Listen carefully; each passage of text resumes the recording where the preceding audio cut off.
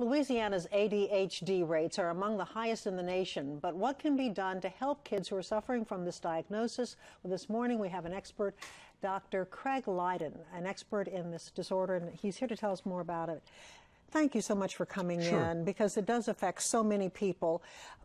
What is ADHD, and is this an illness? No, this isn't an illness. This is an inborn set of traits that stem from genetically based differences in the part of the brain that are involved with paying attention. And they include things like difficulties sustaining your alertness and your arousal level, controlling your impulses, keeping your focus on things and sustaining that over time, managing time, managing tasks in an efficient kind of a way, and it really being a good self-monitor, putting a quality control on your behavior and your performance. And how do you diagnose this condition? How do you know the difference between a child who is just normally active or easily distracted from somebody who has ADHD? Well, I think to really do it properly, you have to do a very comprehensive look at the whole person.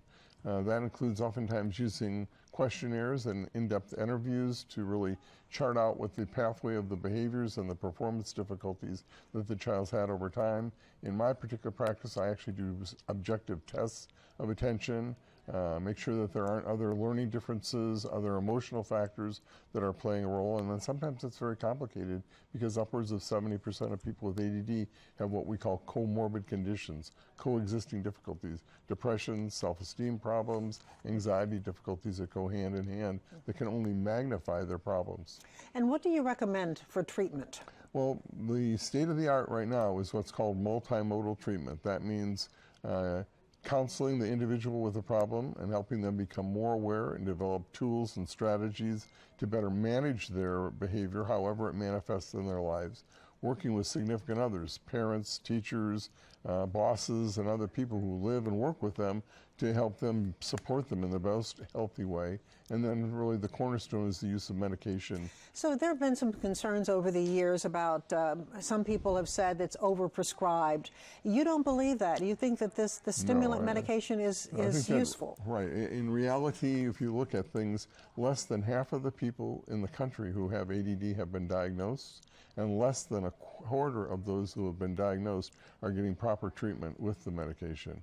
So I think a mythology exists around the medication that parents and teachers are eager to get kids on medication to control them rather than having to take responsibilities, and nothing could be further than the truth. I have more than 10,000 patients that I've worked with, and I've yet to have the first parent come in and beg me to give them medication. In fact, it's usually the opposite. People are fearful of the medicine. So the medicine, what are the rewards of using this medication, and what are some of the side effects? Well, with the stimulant medications, when you take that medicine, it very quickly gets into the bloodstream, up to the brain, and in the brain it changes one of the neurochemicals there called dopamine.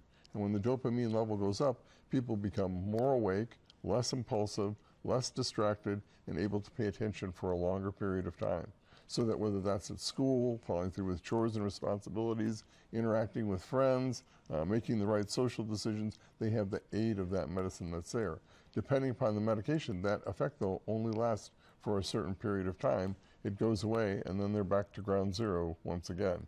The key side effects with the stimulant medications, for some people, there's appetite suppression. Usually if you have a regimen that you take it every day and you don't skip days, that goes away after a few weeks.